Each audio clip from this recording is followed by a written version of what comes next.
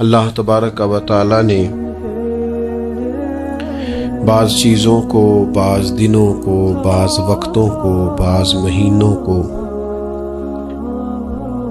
اپنی رحمت سے فضیلت عطا فرمائی ہے۔ اللہ تبارک و تعالی کے ان مخصوص دنوں کو فضیلت عطا کرنے میں ہم گناہگاروں کا بہت ہی زیادہ فائدہ ہے۔ جب کچھ چیزیں فضیلت مآب ہو جاتی ہیں، ان کی عظمت بڑھ جاتی ہے، تو اللہ کے بندوں کو کم وقت میں زیادہ نفع کمانے کا موقع نصیب آتا ہے۔ نبی اکرم نور مجسم شفیع معظم صلی اللہ تعالی علیہ وسلم کی امت کو اللہ تعالیٰ نے بہت ساری ایسی چیزیں اپنی رحمت سے دی ہیں کہ جن میں عمل تھوڑا ہے، اجر زیادہ ہے۔ اس کا نتیجہ یہ نکلتا ہے کہ انسان تھوڑے وقت میں، تھوڑے ٹائم میں، تھوڑی مصروفیت میں اپنے رب کریم کے بارگاہ سے زیادہ اجر کا مستحق ہو جاتا ہے۔ انہی مقدس، معتبر، معنی خیز ایام میں ایک بڑی فضیلت، زیادہ عظمت والا مہینہ ماہ رمضان المبارک ہے۔ قرآن مجید نے صراحت کے ساتھ اس ماہ مقدس کا نام لیا ہے۔ کیا معنی ہے؟ کہ یہ وہ مقدس مہینہ ہے جس کا میرے رب کریم نے نام لیا ہے، اللہ نے نام لیا ہے۔ شہر رمضان الذی انزل فیہ القرآن، فرمایا رمضان کا وہ مقدس مہینہ ہے جس میں اللہ نے قرآن نازل فرمایا ہے۔ اس ماہ نور، ماہ سرور کا نام نامی اللہ تعالیٰ نے قرآن مجید کے اندر ذکر فرمایا۔ حضرت سلمان فارسی رضی اللہ تعالیٰ عنہ ارشاد فرماتے ہیں کہ شعبان المعظم کا آخری دن تھا، اگلے دن رمضان شروع ہونے والا تھا کہ رسول پاک علیہ السلام نے ہمیں رمضان کی فضیلت پر خطبہ ارشاد فرمایا۔ آپ اس بات کو غور سے سمجھیے کہ ایسا مہمان جس کے آنے سے پہلے اس کی فضیلت بیان کی جا رہی ہے، اور فضیلت کون بیان کر رہا ہے؟ امام الانبیاء صلی اللہ تعالی علیہ وسلم۔ یہ صرف ہمارے دلوں کے اندر، امت کے دلوں کے اندر اس ماہ مقدس کی فضیلت کو اور اس کی عظمت کو بٹھانے کے لیے کہ پوری طرح تم اپنے ذہن میں اور اپنے دل میں ایک بات بٹھاؤ کہ ایک عظمتوں والا مہینہ تم پر سایہ فگن ہونے والا، عظمتوں والا۔ حضور نے ایک دن قبل اس کی فضیلت بیان۔ ہمارے ہاں یہ ہوتا ہے کہ ہم کسی چیز کی اہمیت کو لیتے ہیں لیکن سمجھتے ہیں کہ یہ کوئی روٹین ورک ہے، یعنی نارملی ہر سال رمضان شریف آتا ہے، اپنے وقت کے حساب سے چاند بدلتا ہے اور اپنے وقت پر رمضان شریف آ جاتا ہے۔ ہم سمجھتے ہیں کہ مطلب روٹین کا ایک معاملہ ہے، ایک روٹین کی چیز ہے۔ لیکن اگر آپ اس کو اس نظر سے دیکھیں گے نا کہ اس مہینے کے آنے سے پہلے، ابھی ایک دن بعد آنا ہے رمضان کو، اور آنے سے پہلے حضرت سلمان فارسی فرماتے ہیں کہ نبی پاک نے ہمیں باقاعدہ بلا کے خطبہ دے کے رمضان کی عظمت ہمارے دلوں میں بٹھا، یعنی فکری طور پر اور ذہنی طور پر امت کو تیار کیا۔ فرمایا تم پر ایک ایسا مہینہ سایہ فگن ہونے والا ہے جو مبارک ہے تمہارے لیے، باعث برکت ہے تمہارے لیے۔ تم اپنے آپ کو ذہنی طور پر تیار کرو کہ ایک ماہ نور تمہارے قریب آ رہا ہے۔ جو رمضان، اسلامی عبادات جتنی بھی ہیں نا، وہ مخصوص پوجا پاٹ نہیں۔ اسلامی عبادات میں سے کوئی عبادت بھی ایسی نہیں جس کا مقصد ہی ہو کہ آپ نے اتنے وقت سے لے کر اتنے وقت تک فلاں عمل کرنا ہے۔ جتنی بھی عبادات ہیں اسلامی، وہ اپنے دامن میں کوئی نتیجہ رکھتی ہیں، کوئی رزلٹ رکھتی ہیں، اس کے ثمرات انسانی زندگی پر مرتب ہوتے ہیں۔ انسان کو تزکیہ نصیب ہوتا ہے، اس کے باطن کو صفائی نصیب ہوتی ہے، اسے خیر کرنے کا موقع ملتا ہے، تربیت کے بہت سارے مواقع اس میں پائے جاتے ہیں، بہت سارے اسرار و رموز کے ساتھ اسلامی عبادات ہیں یہ جو رمضان المبارک ہے نا، یہ جو روزہ ہے، یہ روزہ اپنے دامن کے اندر تربیت رکھتا ہے، تربیت۔ یا ایھا الذین آمنوا کتب علیکم الصیام کما کتب علی الذین من قبلکم لعلکم تتقون۔ اے ایمان والو، تم پر روزے فرض کیے گئے جیسا کہ تم سے پہلے لوگوں پر بھی فرض کیے گئے تھے تاکہ تم تقوی اختیار کرو۔ روزہ تمہیں پرہیزگار بنائے گا، تمہارے اندر سے جو نفسانی چیزیں ہوں گی انہیں نکالے گا، اور اللہ تبارک و تعالیٰ کی طرف تمہارے دل کا رجحان ہوگا، تمہاری روح کا رجحان ہوگا، تمہیں تزکیہ دے گا۔ روزہ انسان کی تربیت کرتا ہے، انسان کو روزہ ذہنی طور پر تیار کرتا ہے کہ اللہ کے حکم کے مطابق کھانا ہے، اللہ کے حکم کے مطابق پینا ہے۔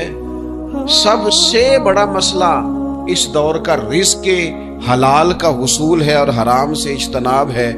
تو روزہ ہمیں یہ سبق پڑھاتا ہے کہ ہم وہی کھائیں گے اور اسی وقت کھائیں گے جو کھانے کا ہمیں ہمارے رب نے حکم ارشاد فرمایا ہے، اور جس سے اللہ رسول منع کر دیں گے جتنی مرضی چمک دمک اپنے دامن میں رکھے، جتنی مرضی، لیکن ہم وہی لیں گے جو ہمارے لیے جائز ہے۔ آپ غور فرمائیے، روزہ لعلکم تتقون، روزہ تمہیں پرہیزگار کرتا ہے۔ بہت سارے لوگ ایک بات کرتے ہیں کہ عادتیں نہیں بدلی جاتی، یار کوشش کرتا ہوں لیکن میری عادت نہیں تبدیل ہوتی۔ میں آپ کو ایک رائے دینے لگا ہوں، مشورہ دینے لگا ہوں، میں آپ سے یہ عرض کرنے لگا ہوں کہ موقع آیا ہے رمضان شریف کا۔ رمضان میں نا بندہ روٹین میں اپنی عادتیں بدلتا ہے۔ کسی کو سویرے 7 بجے کھانے کی عادت ہے، کسی کو 9 بجے کھانے کی عادت ہے، کوئی صبح ناشتہ نہیں کرتا، دوپہر میں ہی کھاتا ہے۔ لیکن رمضان آیا تو عادت بدل گئی، 7 بجے والا بھی نہیں کھا رہا، 9 بجے والا بھی نہیں کھا رہا، دوپہر والا بھی نہیں کھا رہا، سارے سحری میں کھا رہے ہیں۔ عادت بدل گئی، بالکل طبیعت بدل گئی، روٹین چینج ہو گئی۔ کوئی اٹھ رہا تھا صبح فجر میں، اللہ کی توفیق سے اللہ تعالیٰ معاف فرمائے تو کچھ ایسے بھی تھے جو 9-10 بجے اٹھ رہے تھے، کچھ الحمدللہ فجر پڑھ کے چلو کسی وجہ سے پھر سو گئے، 10-11 بجے اٹھ رہے تھے، روٹین بدلی ہوئی تھی۔ رمضان آیا تو بدل گئی، سارے سحری میں اٹھ رہے ہیں، تہجد کے وقت سب کی آنکھ کھل رہی ہے، بالکل روٹین بدل گئی، حالات بدل گئے، معاملات تبدیل ہو گئے، اوقات تبدیل ہو گئے، دفاتر کے ٹائم تبدیل ہوئے، اسکولوں کے نظام تبدیل ہوئے، مدارس کے اوقات تبدیل ہوئے، ہر چیز کے اندر تبدیلی آئی۔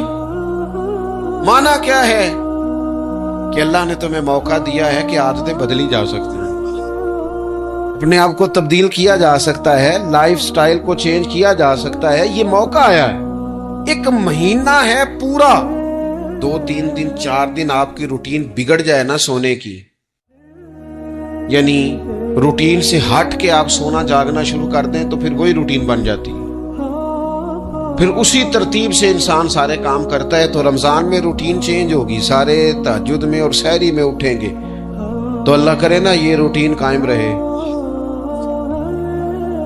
رمضان میں تو اٹھتے تھے سحری کرنے کے لیے، تو اللہ کرے روٹین بن جائے اور سارا سال اٹھے تہجد کی نماز ادا کرنے کے، اللہ کرے روٹین بن جائے، چیزیں تبدیل ہو جائیں۔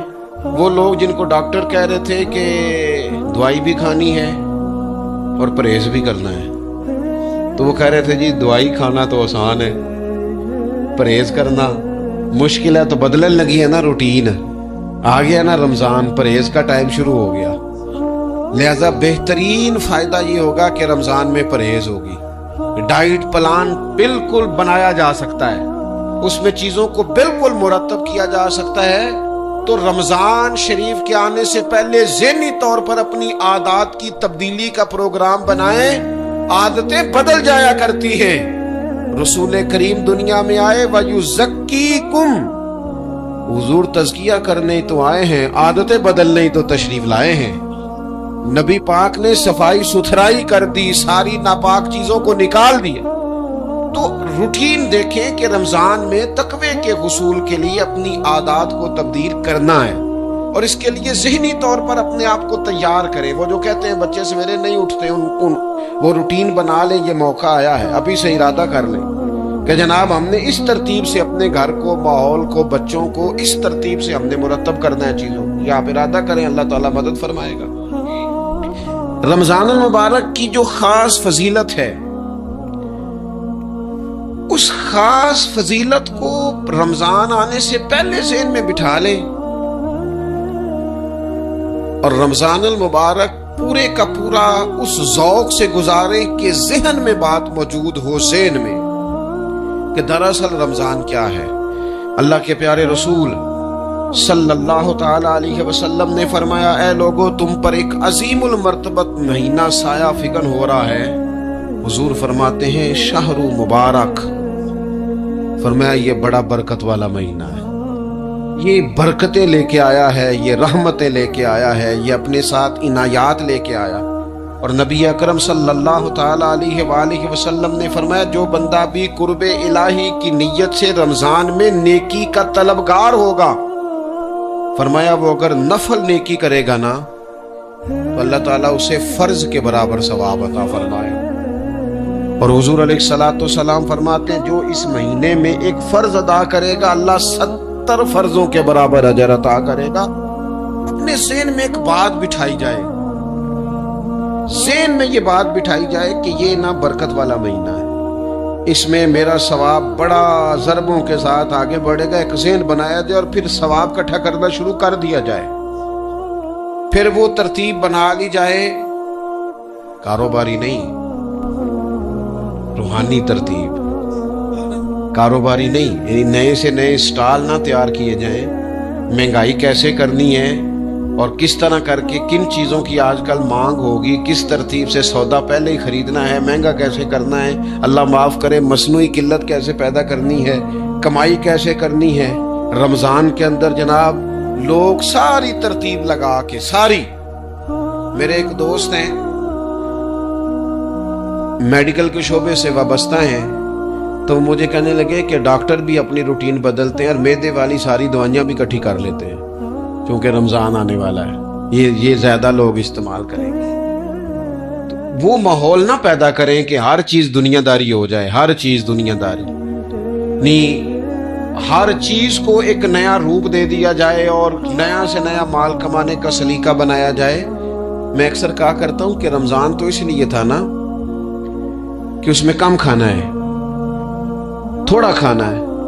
لیکن اگر بندہ کہے کہ میں نے صبح کا چونکہ کھایا نہیں لہذا اب شام کو اتنا کھانا ہے کہ ہفتے سے پہلے ڈاکٹر کے پاس بھی جانا ہے، میں نے وہ سارا پوری کرنی ہے روٹین، تو پھر وہ مقصد کو نہیں نہ سمجھا، پھر اس نے اس خوبصورتی کو نہیں پایا جو خوبصورتی اس کو دین دینا چاہتا تھا.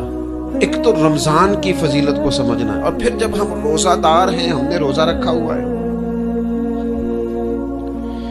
تو نبی پاک علیہ السلام نے خود اس مفہوم کو کھول کے بیان کیا. فرمایا جس بندے نے جھوٹ نہیں چھوڑا، گناہ نہیں چھوڑا، گویا غیبت نہیں چھوڑی، بدی نہیں چھوڑی، تو اللہ کے محبوب علیہ الصلوۃ والسلام فرماتے ہیں پھر اللہ تعالیٰ کو اس کے بھوکا پیاسا رہنے کی تو کوئی ضرورت نہیں، کیونکہ لعلکم تتقون، تقوی اختیار کرنا تو روزے کا مقصد تھا.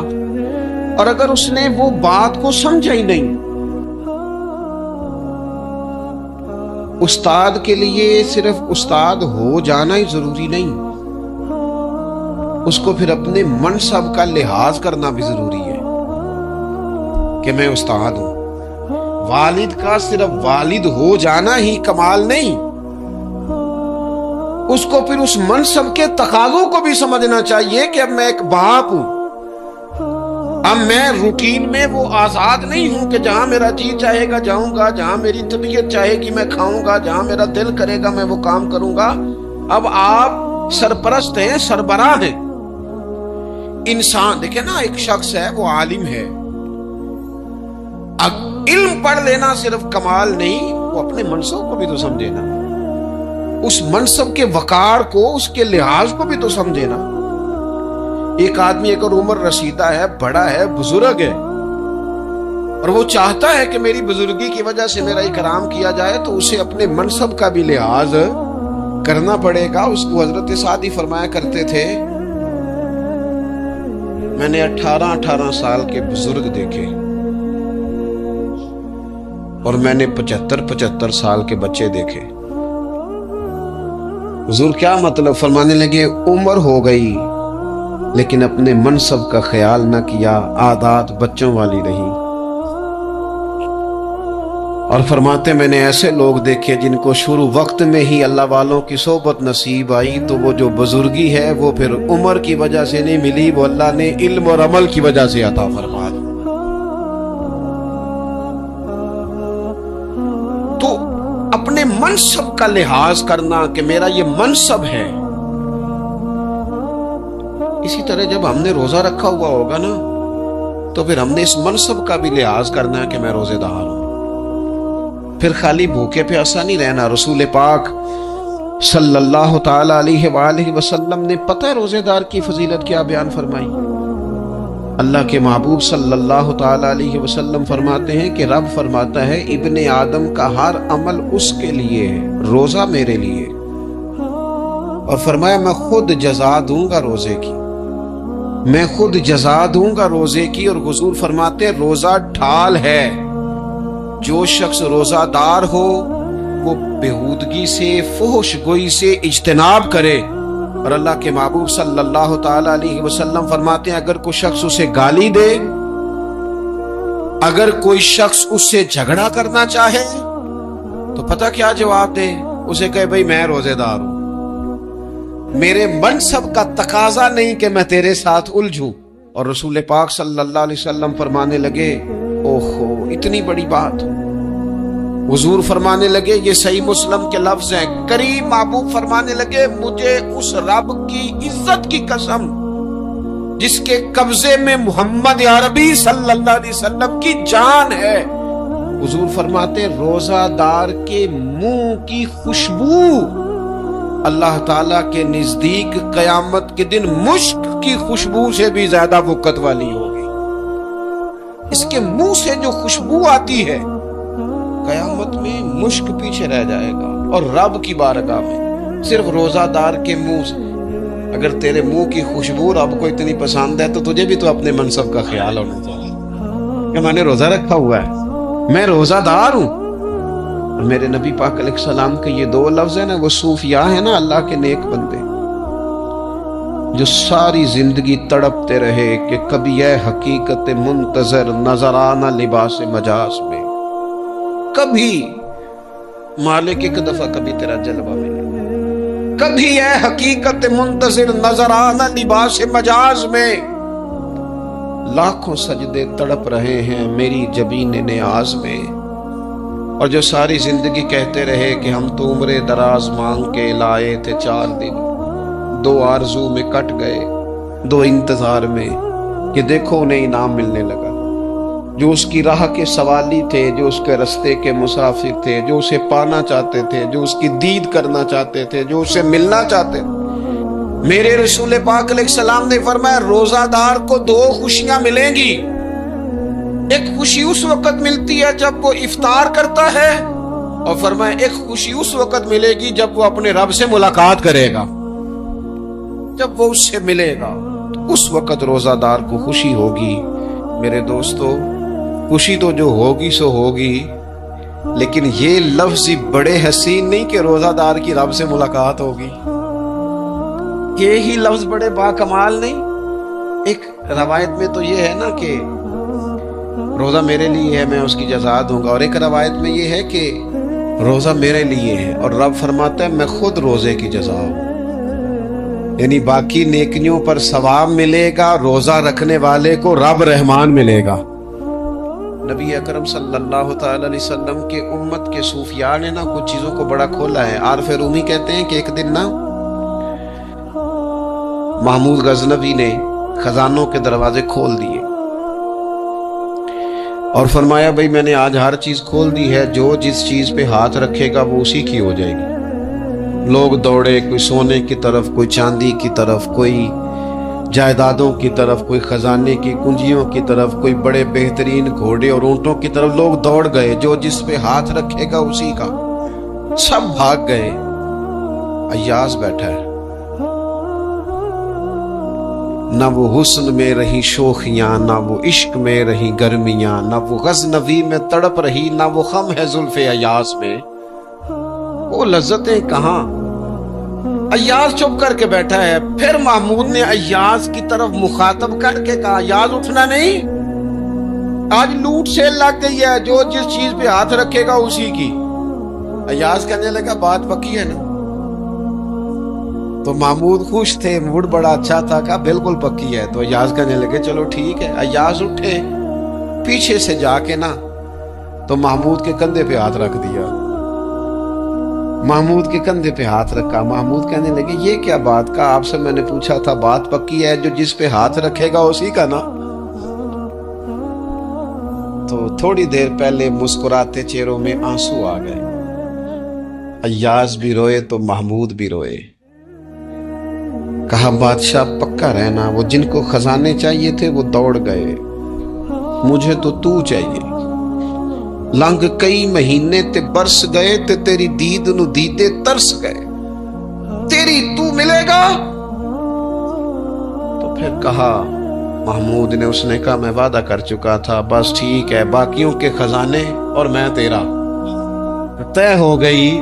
فرمایا باقی نیکیوں پر ثواب ملے گا, اور روزہ رکھنے والے کو رب رحمان ملے گا, اللہ کا قرب ملے گا. دیکھو نا, وہ خاص انسان کو کیفیت حاصل ہوتی ہے روزے میں, رب کے ہونے کا یقین. وہ جو صوفیاء کہتے ہیں نا مراقبہ کرو, وہ نصیب ہوتا ہے.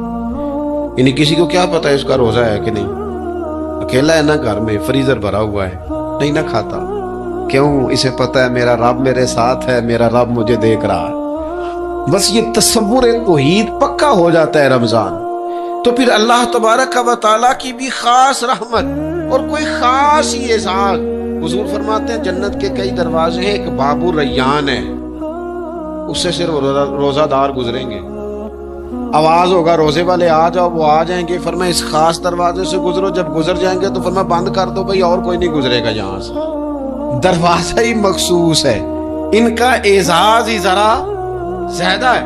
تو میرے عزیز, رمضان شریف کے اندر وہ منصب کا بس خیال رکھیں کہ میں روزہ دار ہوں, اس احتیاط کے ساتھ. اور دوسری جو رمضان کی چند عبادات ہیں نا,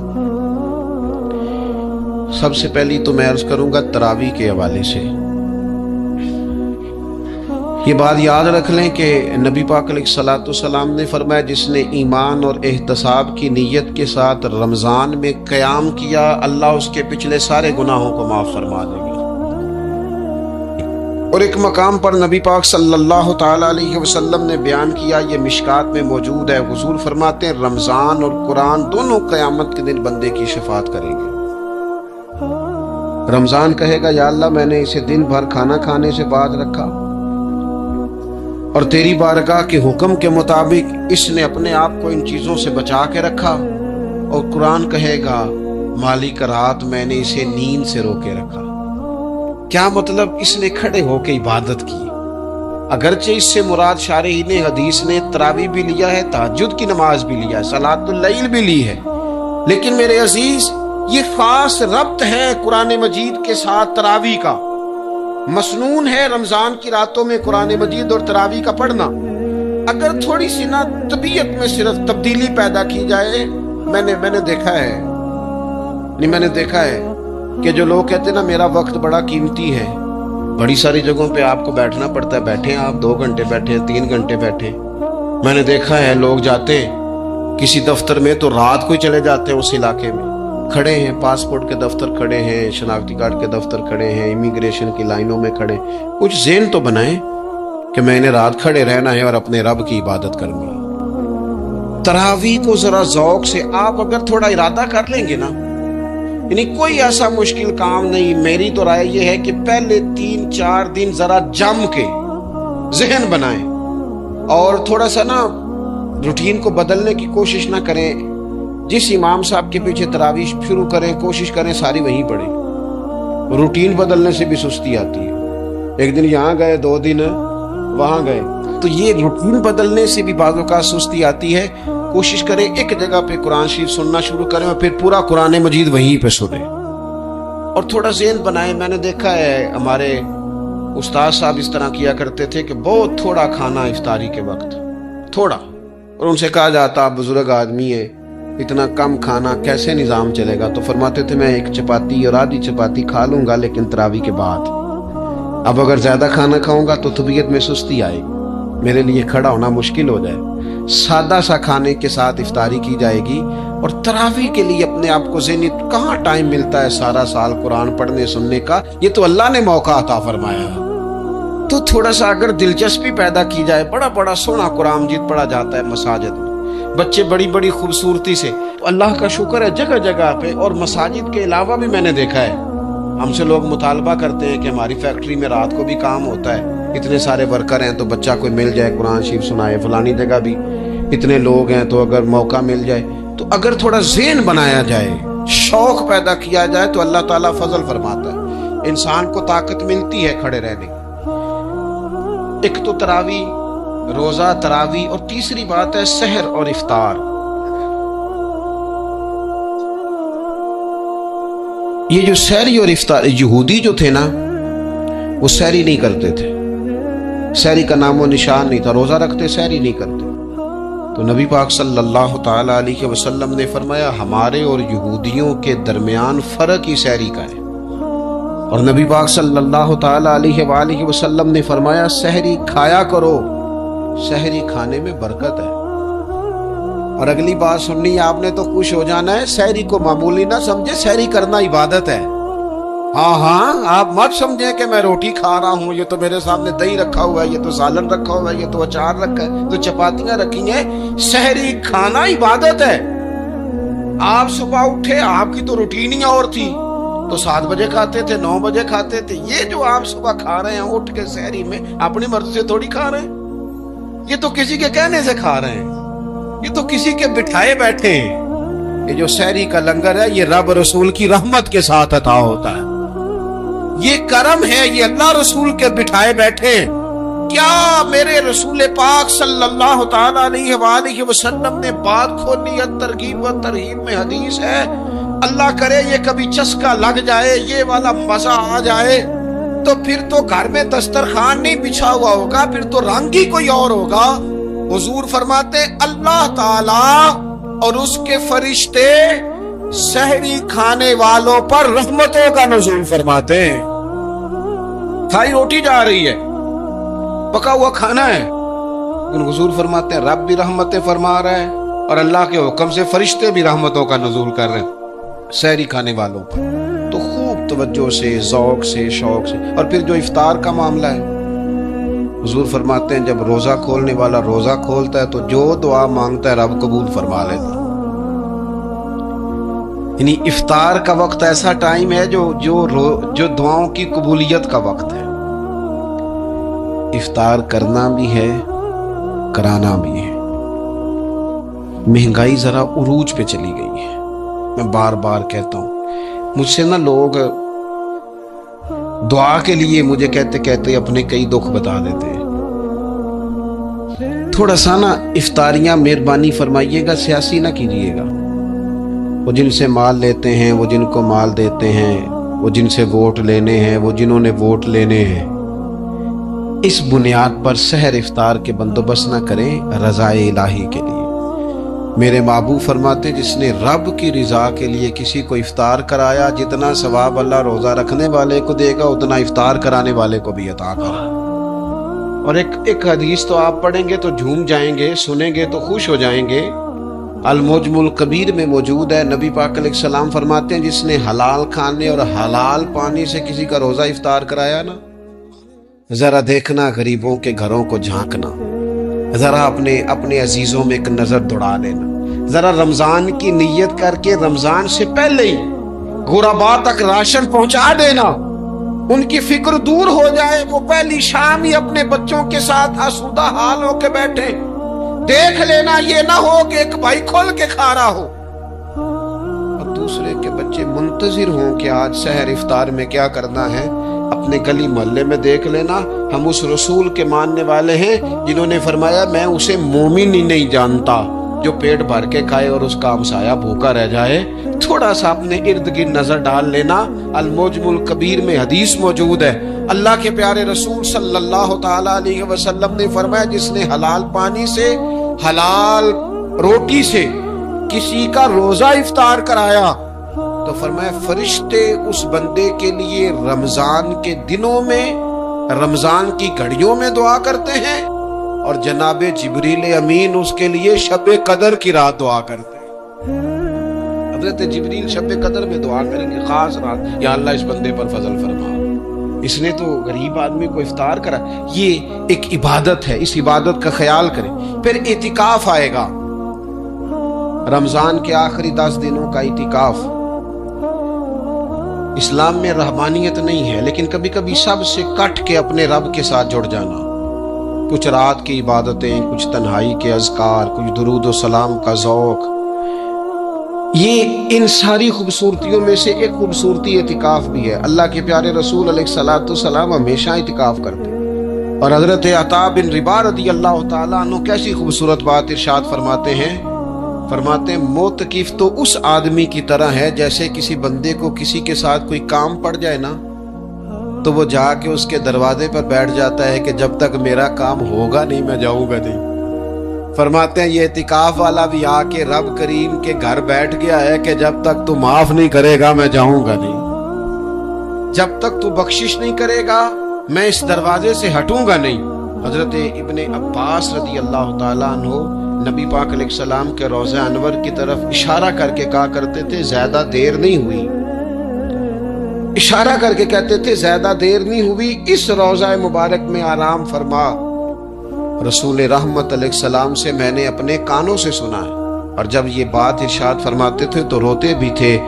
فرماتے ہیں میں نے خود نبی پاک علیہ السلام سے سنا ہے کہ جو شخص اللہ تعالیٰ کی رضا کے لیے ایک دن کا بھی اعتکاف کرے گا نا، اللہ تبارک و تعالیٰ اس کے اور جہنم کے درمیان 3 خندقوں کی آڑ بنا دے گا، اور فرمایا ان کی مسافت زمین و آسمان سے بھی زیادہ ہوگی۔ یہ 3 خندقیں اتنی بڑی جن کی چوڑائی زمین آسمان سے بھی زیادہ ہوگی، ایک دن اعتکاف کر لے تو اللہ اس بندے کو دوزخ سے اتنا دور فرما دے گا۔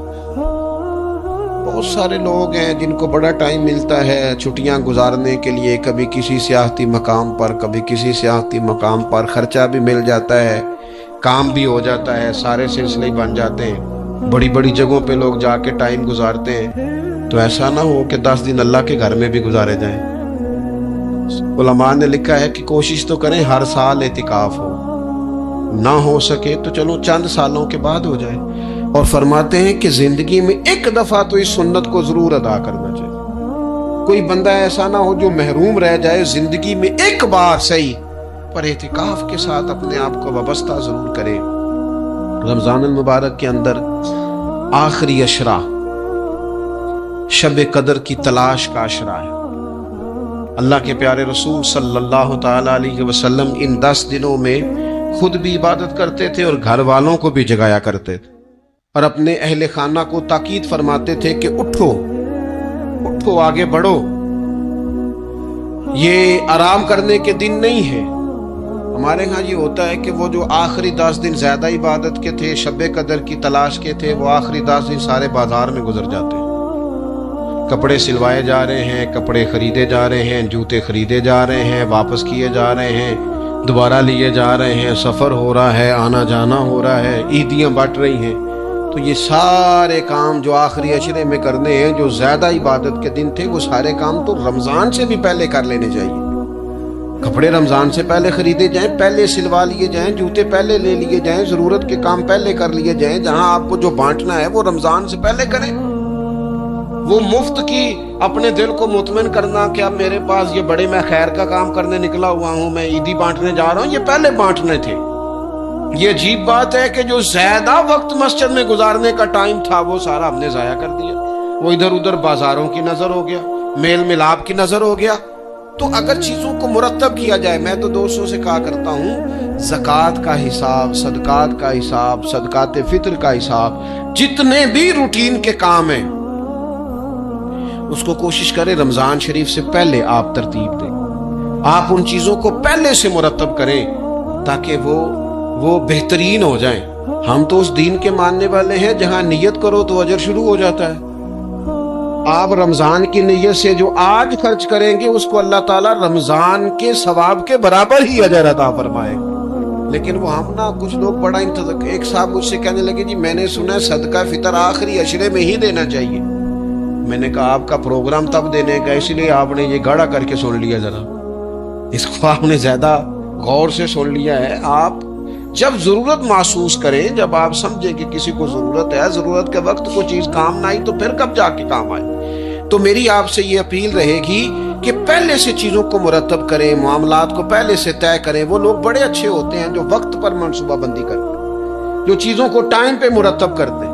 وہ ٹائم جو ہمارا بالکل اللہ کی بارگاہ میں حاضری کا ہے, عبادات کا ہے, اگر وہ سارا گاڑیوں کی نظر ہو جائے گا, اسفار کی نظر ہو جائے گا, تو ہم نے حاصل کیا کیا. ایک بات آخر میں بڑے درد کے ساتھ آپ کی خدمت میں عرض کرنی ہے, ہر سال کہتا ہوں, اس سال بھی کہوں گا, ذاتی اخراجات کو کچھ کم کیا جائے. ذاتی اخراجات نہ کچھ لوگوں کے بہت زیادہ ہیں, ان کے اپنے لباس کے, کپڑوں کے, اور وہ اخراج. میں نے پچھلے جمعے بھی کہا تھا, اسلام ذبائش کی اجازت دیتا ہے, نمائش کی اجازت نہیں دیتا. نمائش والے کام اگر تھوڑے چھوڑ دیے جائیں کچھ بھی نہیں ہوتا. میں تو شاید اگر میں سینکڑوں کہہ دوں تو غلط نہیں ہوگا, لیکن بیسیوں تو لوگ ایسے ضرور ہوں گے کہ جو عید ساری سو کے گزارتے ہیں, سارا دن سوئے رہتے ہیں. پتہ نہیں وہ اتنے مہنگے مہنگے کپڑے کس لیے خریدتے ہیں. عید کی نماز پڑھی, سو گئے, اور بھئی آپ کا فون بند تھا جی میں سو رہا تھا جی. تو بھئی وہ جو آپ نے 1.5 مہینہ درزی کے پاس آنا جانا لگایا, وہ کس مقصد کا؟ رات کوئی پہننا تو کوئی پرانا جوڑا پہن لیتے. ایسی مصیبت کیا بنی ہوئی تھی؟ اتنے مہنگے کپڑے خریدے, اتنا مہنگا جوتا لیا, اور دن سارا سو کے گزار دیا. ذاتی اخراجات کم کریں. پتہ کیا ہے, فرق بہت بڑھتا جا رہا ہے, بہت بڑھتا جا رہا ہے. یعنی ایک جگہ پہ چیزیں پڑی ہیں, خراب ہو گئی ہیں, کھانے کا ٹائم نہیں, پہننے کا ٹائم نہیں, اور ایک جگہ وہ ہے کہ جہاں لوگ دوائی کو ترس رہے ہیں. گندم امیر شہر کی ہوتی رہی خراب, اور بچی کسی غریب کی فاقوں سے مر گئی. اور کسی نے کہا تھا کہ غریب شہر تو فاقوں سے مر گیا, لیکن امیر شہر نے ہیرے سے خودکشی کر لی. اللہ معاف فرمائے. تو بہت ساری جگہوں پہ لوازمات زیادہ ہیں, اخراجات زیادہ ہیں, تکلفات زیادہ ہیں. اس رمضان میں مہنگائی کا جو زور ہے, حالات کی جو سنگینی ہے, اور تھوڑا پیچھے جائیں تو غریب علاقوں میں جس قسم پرسی کے ساتھ لوگ اپنا وقت بتا رہے ہیں, اگر صرف امیر لوگ اپنے کچھ ذاتی اخراجات کو کنٹرول کرنے میں کامیاب ہو جائیں تو بڑے سارے لوگ ایسے ہیں جن کے لیے وہ خوشیاں بانٹنے کا ذریعہ بنیں گے, اسباب. اور ویسے بھی زندگی سادہ کریں, آسان ہو جائے گی. زمین پر چلیں, آپ محسوس کریں گے کہ زندگی بہتر ہو گئی ہے, آسانی والی ہو گئی ہے. اللہ کی بارگاہ میں دعا کرتا ہوں اللہ تعالی ہم سب کو سمجھ نصیب فرمائے.